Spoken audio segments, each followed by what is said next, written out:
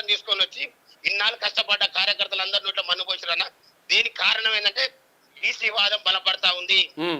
బీసీలను చైర్మన్ చేస్తే భవిష్యత్తులో మాకు ఏం కూడా పుట్టగతులు లేకుండా పోతే దుర్మార్గం కుట్ర చేశారు. అక్కడ ఉన్నటువంటి బీసీ ప్రజలందరూ కూడా మీరు తెలియజేయండి అన్న. ఇప్పటికైనా ఆలోచన చేయమని చెప్తున్నాను. ఒక్క కాంగ్రెస్ మీరు ఇప్పుడు అన్న గెలిచినటువంటి కాంగ్రెస్ పార్టీ కౌన్సిలర్లకు ఒక్కరికి ఫోన్ చేసి ఈయన ఎన్నడైనా పార్టీ జెండా మోసిండా, ఈయన పార్టీకి పనిచేసిండా అని అడగండి.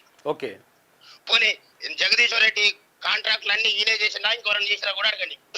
ఎస్, వనపర్తిలో కూడా ఇదే జరిగిందన్న. వనపర్తిలో ఏమైంది, ఇప్పుడు వనపర్తిలో ఒకే ఒక్కరు అగ్రవర్ణాల వారు గెలిచిండ్రు. మిగతా వారందరూ బీసీ ఎస్సీ ఎస్టీ మైనార్టీలే. బీసీలే అత్యధికంగా ఉన్నారు. ఉంటే ఎట్టి పరిస్థితుల్లో ఒక బీసీని కావద్దని చెప్పేసి ఒక్కరే ఉంటే, అంటే జనరల్ మహిళ వచ్చింది అక్కడ. జనరల్ మహిళ రిజర్వేషన్ వస్తే ఆ జనరల్ మహిళ కాడ ఎట్టి పరిస్థితుల్లో బీసీలు కావద్దనే ఉద్దేశంతో జనరల్ మహిళ అనగానే కథం ఒక ఆమెను తీసుకొచ్చేసి అగ్రవర్ణ ఆమెను తీసుకొచ్చేసి పెట్టేసారు ఇప్పుడు చైర్పర్సన్. నేనేమంటున్నాంటే ఇక్కడ మనం అర్థం చేసుకో, చెప్పండి.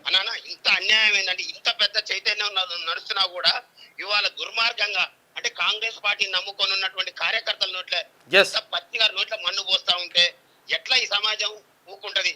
అక్కడ ఉన్నటువంటి కౌన్సిలర్లు అసలు ఎందుకు ఓపికపడుతున్నారు? నిజంగా అక్కడ ఒక ఊర రామ్మూర్తి డాక్టర్ అన్న, ఆయన ఎప్పటి నుంచో కాంగ్రెస్ పార్టీ అంటే ఆయన అనేక సందర్భాలు మాట్లాడితే కాంగ్రెస్ పార్టీలు ఉంటే నేను మున్సిపల్ చైర్మన్ అయితే జిల్లా పరిషత్ అంటే ఇట్లా ఎవరెవరైతే చైర్మన్ అర్హత అనుకుర్రో వాళ్ళందరినీ కూడా సైడ్ కొట్టడం కోసం ఇది ఒక పెద్ద అంటే ఇది సూర్యాపేట ప్రజలకు మీరు గుర్తు చేయండి అన్న. ఒక్కసారి సూర్యాపేట ప్రజలందరూ ఇప్పుడు మాకు ఆయన చైర్మన్ అయిన క్యాండిడేట్ తోనే మాకేం ఇబ్బంది లేదు, కానీ అసలు ఆయన కూడా కళలో కూడా ఊహించలే ఇవాళ ఆయన చైర్మన్ అని. ఎందుకంటే కాంట్రాక్ట్ చేసుకుంటాడు. వీళ్ళంతా బీసీల నోట్ల మన్ను పోయటానికి ముగ్గురు రెడ్లు కలిసి ఆడుతున్నటువంటి నాటకంలో భాగమే ఇవాళ సూర్యాపేట ముందు.